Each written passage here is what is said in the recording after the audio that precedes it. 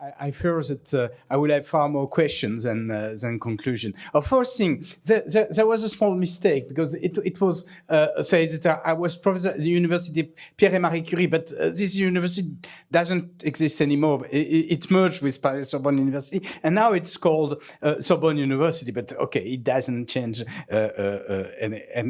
anything. So. I didn't give this title, so I will try to speak about fairness, justice, and data. And okay, I think it's a very interesting question, and I will try to deal with this question, but it's uneasy. I'm not sure the notion of fairness is appropriate in this matter, and I think we have a lot of questions with justice. So I'll just try to answer to this question. I decided to organize my talk in 4 main parts, and so here is the overview. Oh, what happened? Yeah, no, sorry. Yeah, here is the overview. So in first step, I will mention a word I think which is interesting because all the day was about data, and notion of dataism was introduced a few years ago, and I will discuss this question, especially with this Harari book Homo Deus, where he mentioned these ideas. And I would like to, so the idea is that this notion of fairness and justice are not really obvious, so I will recall some reference mentioning this notion, and it will offer me the opportunity to mention the work which are done currently in European Union, especially with the HLEG group on AI and other group like Toronto group dealing with the ethics of artificial intelligence, well, I think interesting.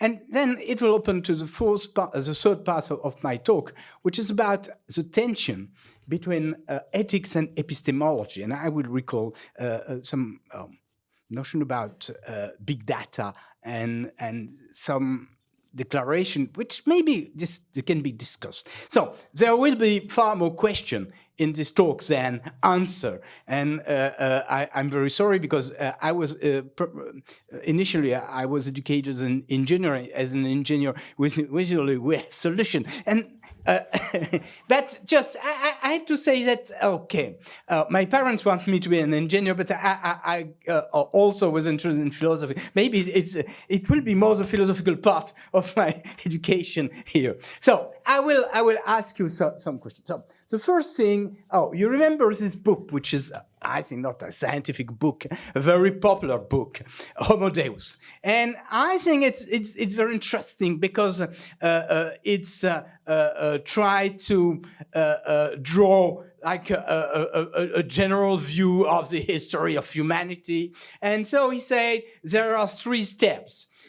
I think we can discuss these 3 steps. But he's an historian, but I'm not sure he's he's very talented writer. I'm not sure he's always a very good historian. But it's very interesting. He say in the first step of humanity, the human were lost in the world. It was very difficult, and they invented gold to explain what was the world and what happened in the world. In the second step, the men began to understand and to master the nature. And so then the new religion was not the religion of God, but it was a religion of humans. The humanism. This is this brief idea.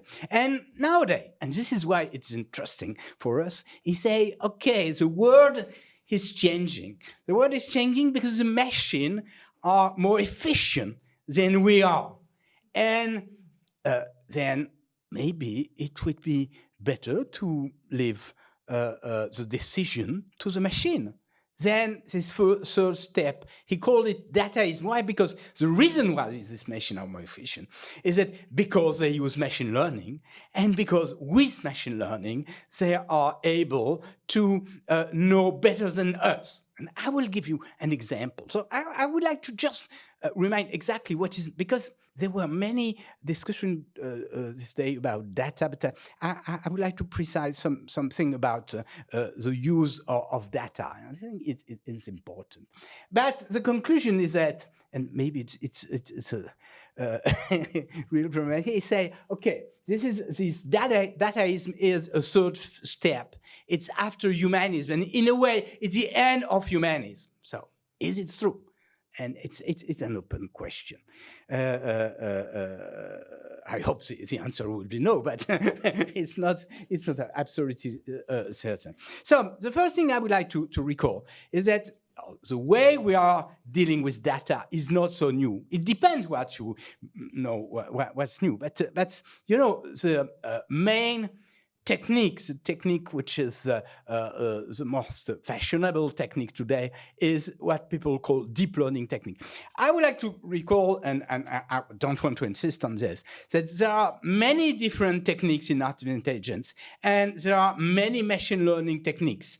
And in machine learning, you have different approach. You have non-supervised learning, reinforcement learning, and you have supervised learning. And what nowadays is very efficient is supervised learning. But even in supervised learning, you have many different types of supervised learning. For instance, I was mainly worked in when I was younger, I got my test data, which is after the PhD, on symbolic machine learning, which, okay, is a type of machine learning. But you have many other types of machine learning. And what is important today is neural network. So I would like to recall this notion of neural network is really old. It's not so new. And the notion of neural network comes from the cybernetics.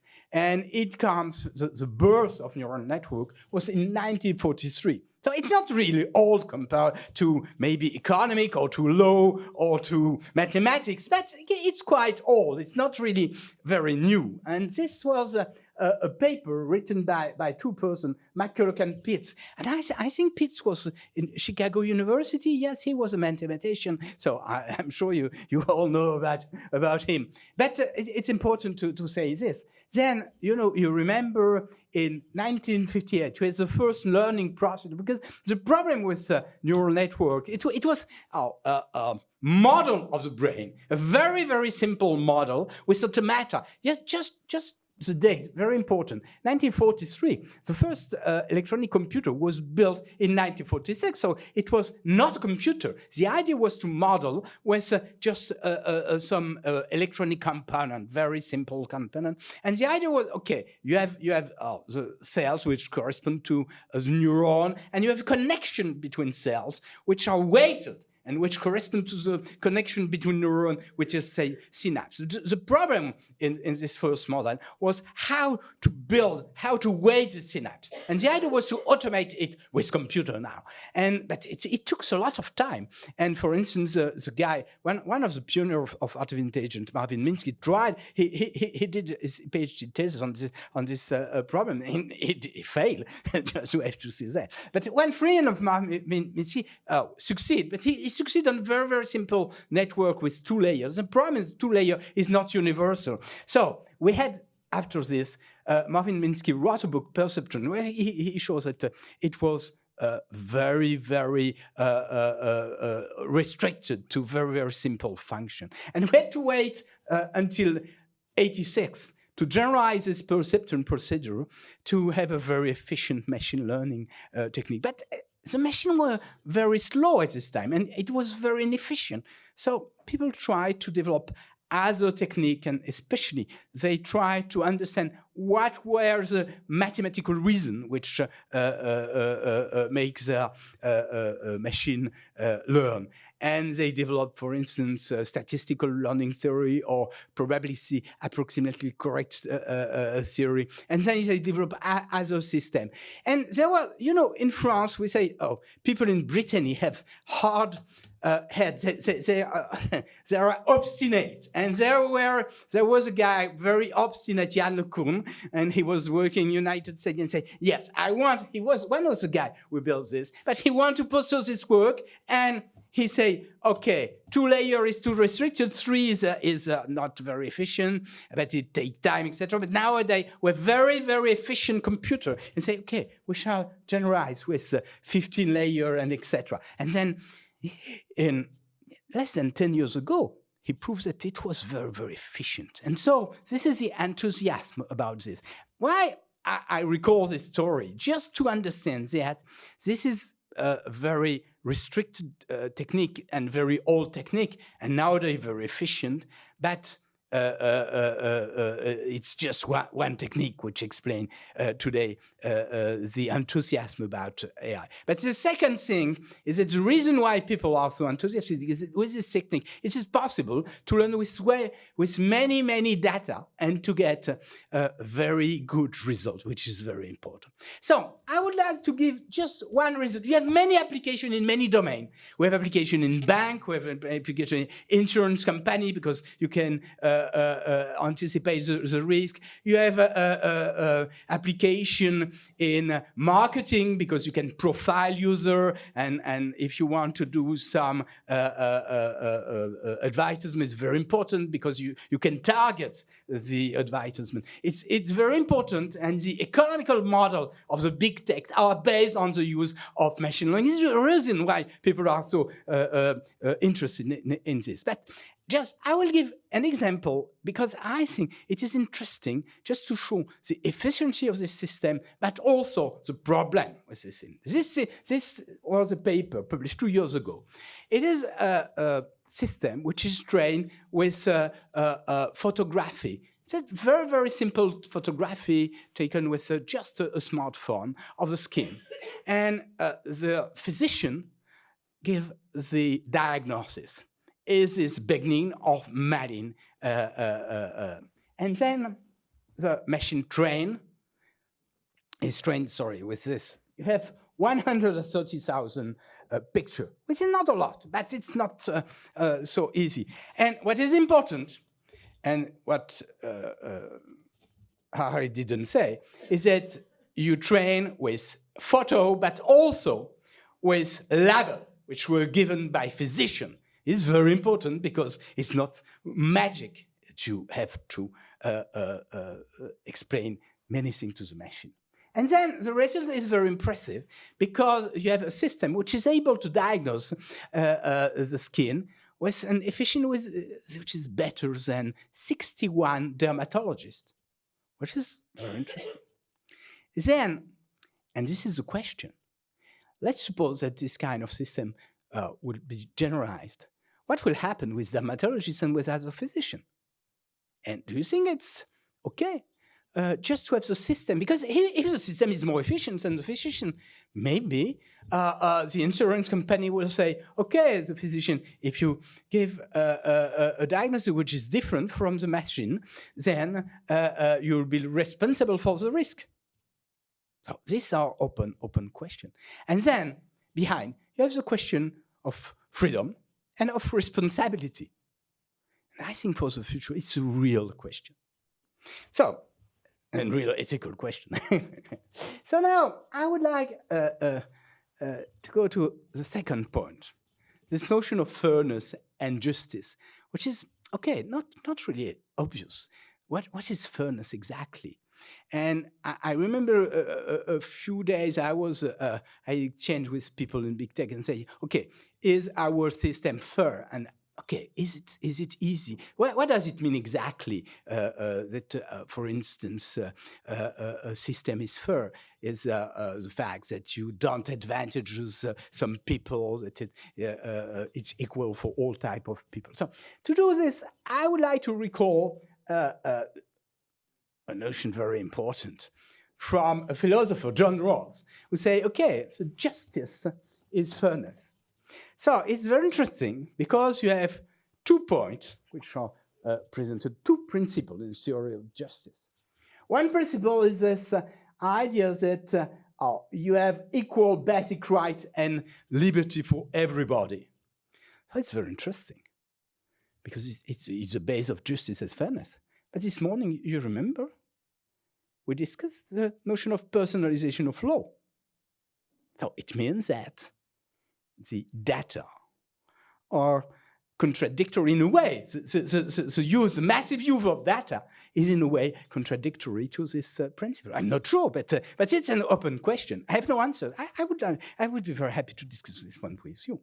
And the second principle is divided in two sub-principles. The first is fair equality of opportunity. So is it right that with machine learning, we have fair equality of opportunity? That's an open question. I'm not really sure of this.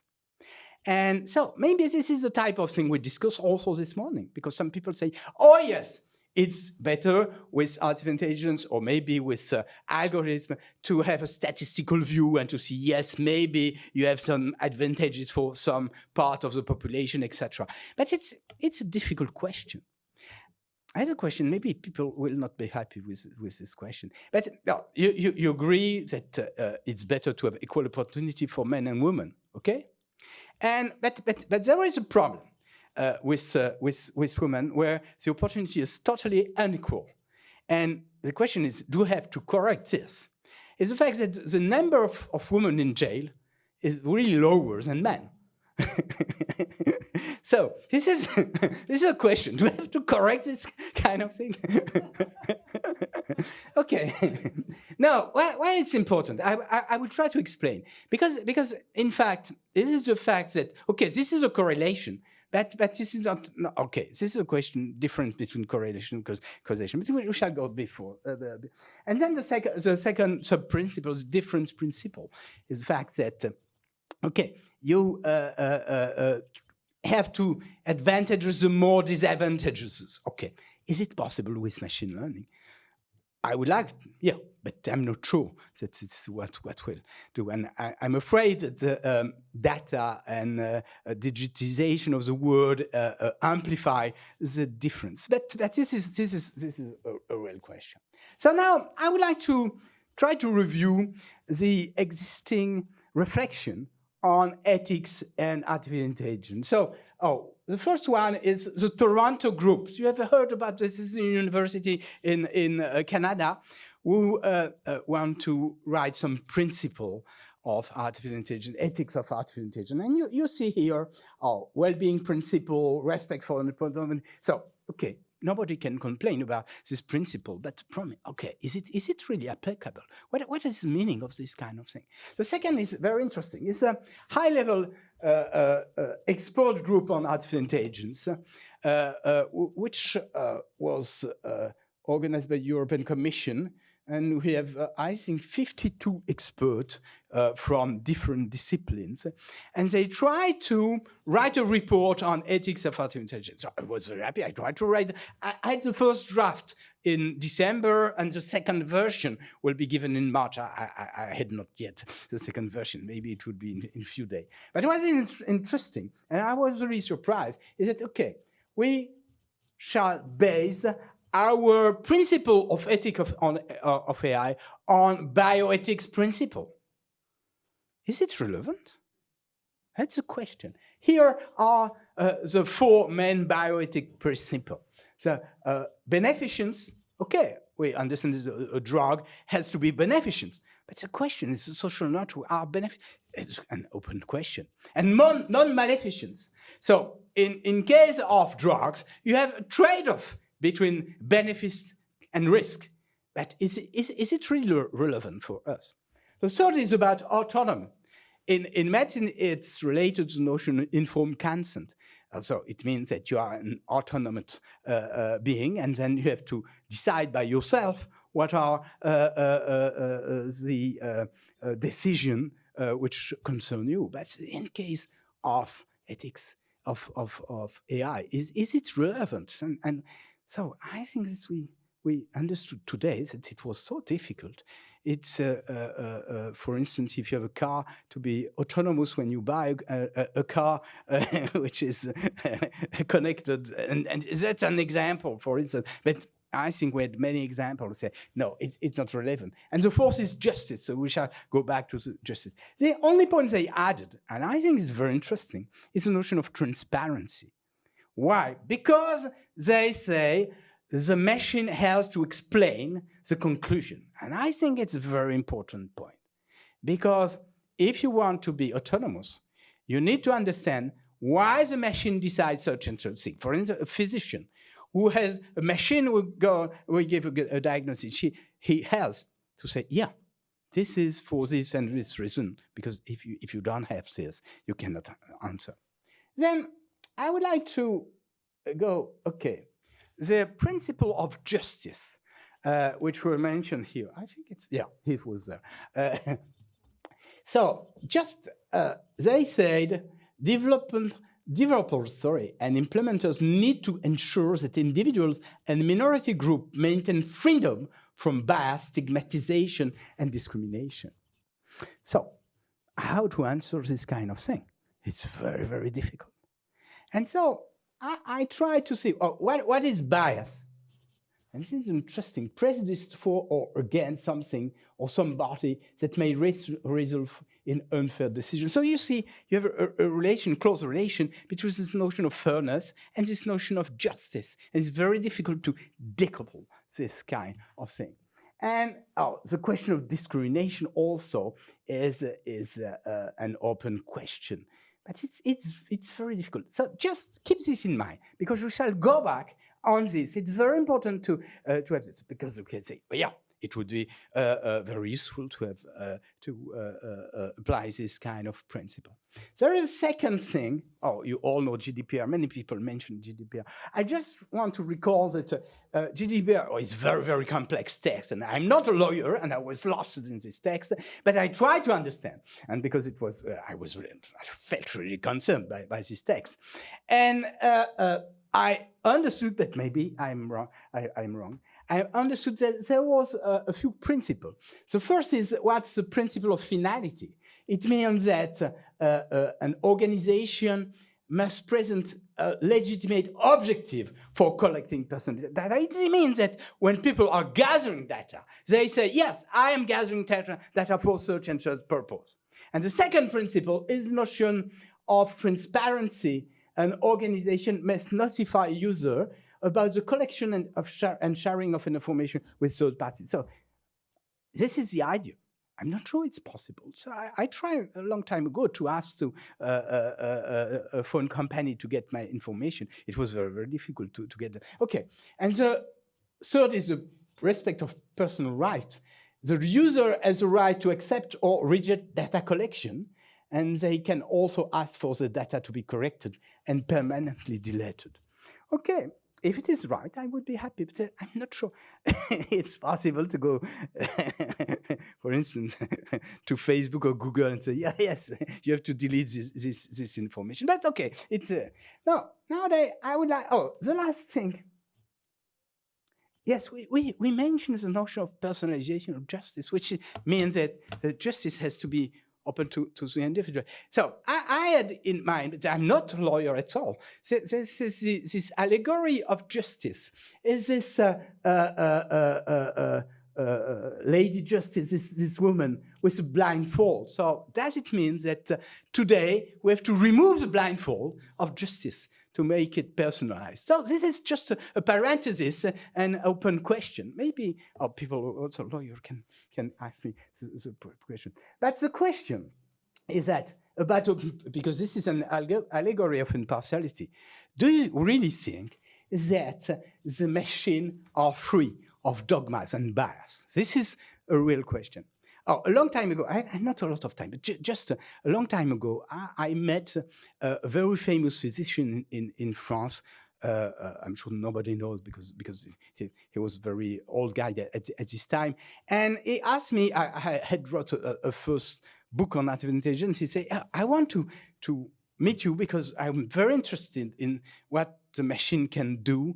And he said, at a time, scientists have a lot of dogmas. They have some theory in mind. They all apply the same theory.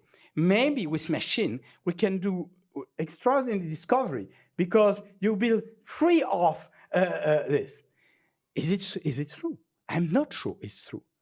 for many reasons, which I don't want to explain now, but the fact first that the way you gather data, the way you gather example influences the result. And the second, the representation of example, even if people in the big data community say, oh, you have no...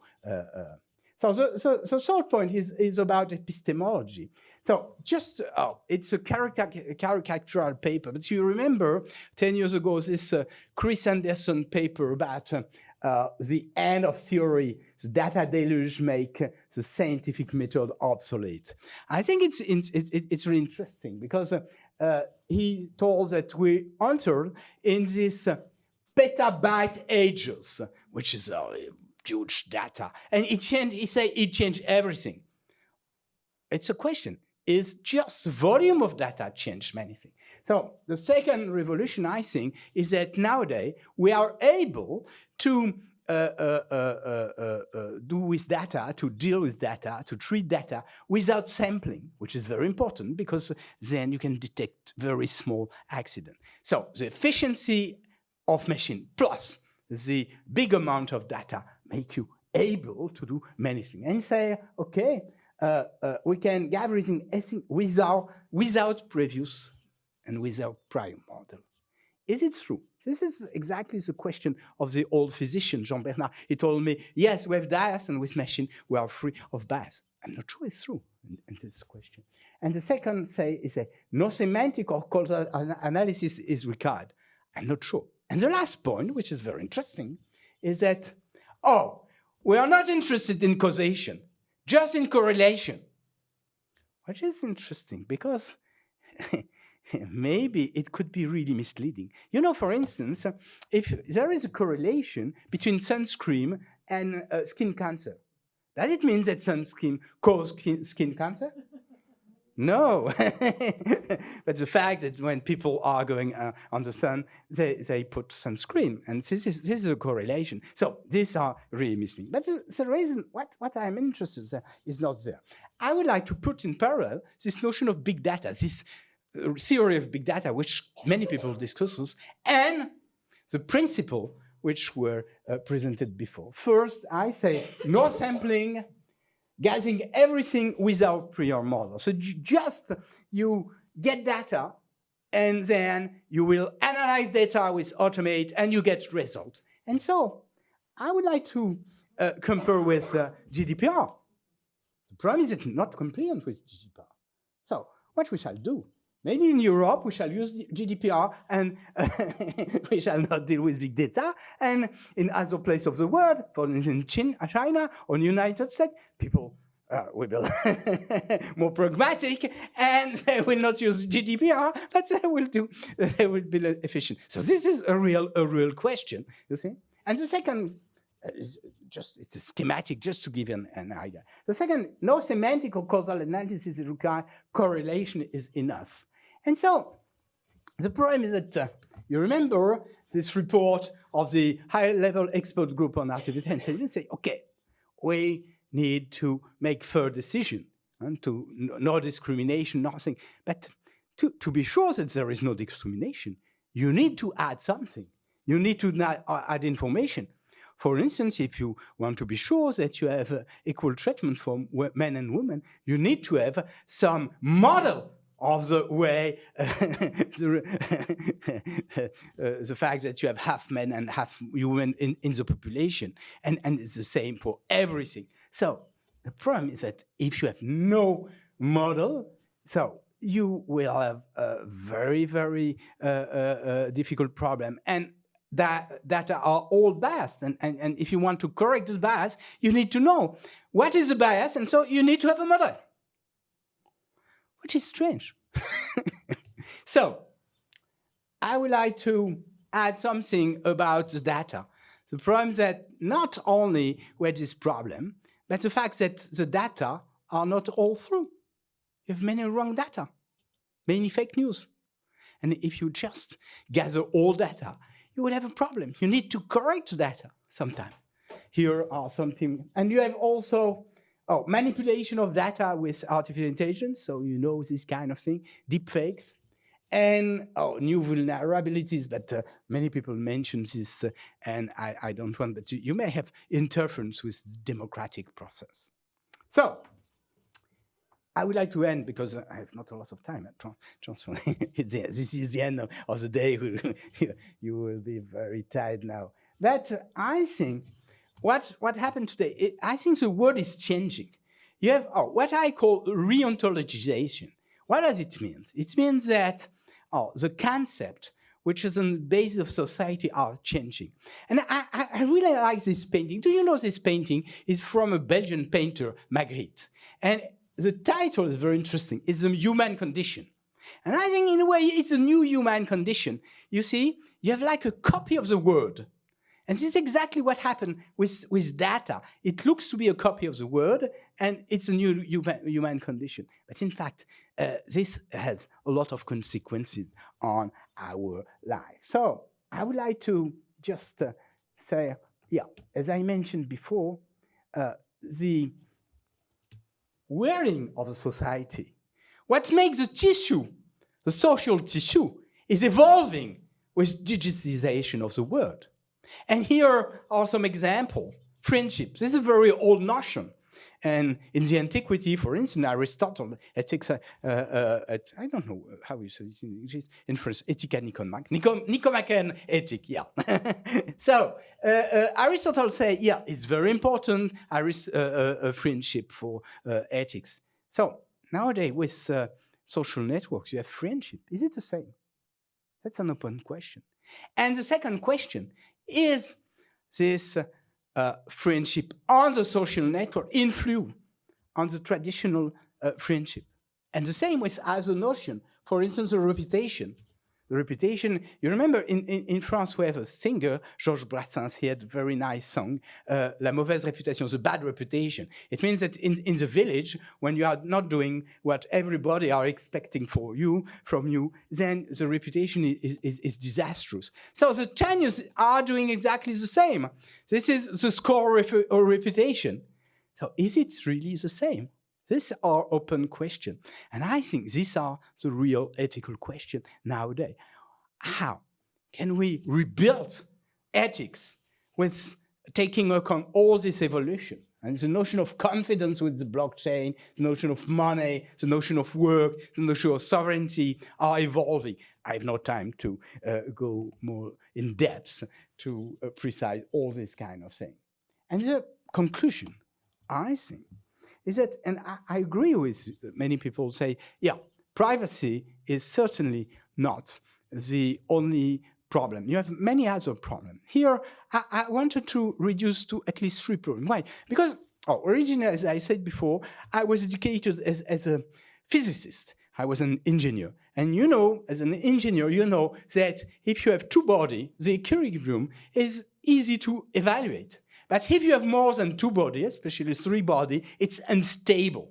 And I think this is a problem today. We have at least 3 and maybe more requirements.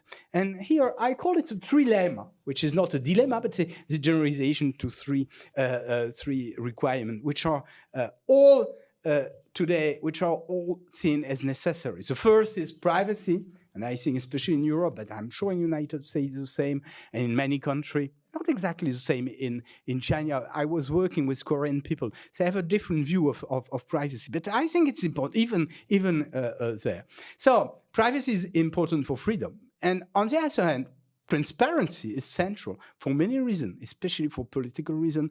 We think that we need to be transparent. But the problem is that you cannot be both transparent and respect privacy, because you can say yes, and this is what some people, some activists say, yes, you need to be transparent for the powerful people and respect privacy for the poor people. The problem is the same people have a social position where they need to be transparent, and they, in the same time, they are a private person.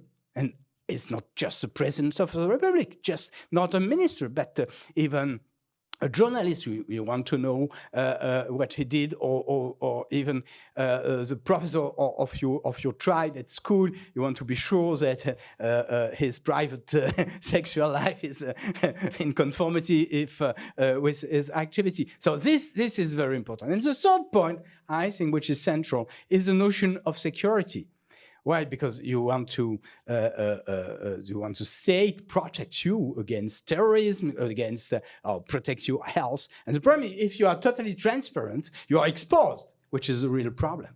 And if you protect totally privacy, then you have many people who will exchange information. And if you want to find again terrorists, you need to have some infringement of privacy. So this is my conclusion, is that I'm not sure it's a conclusion, just I want to say that this ethical issue of data and more general of advantage and of the digital world are really complex, and we have to build together all this conceptual framework to deal with this question. Thank you.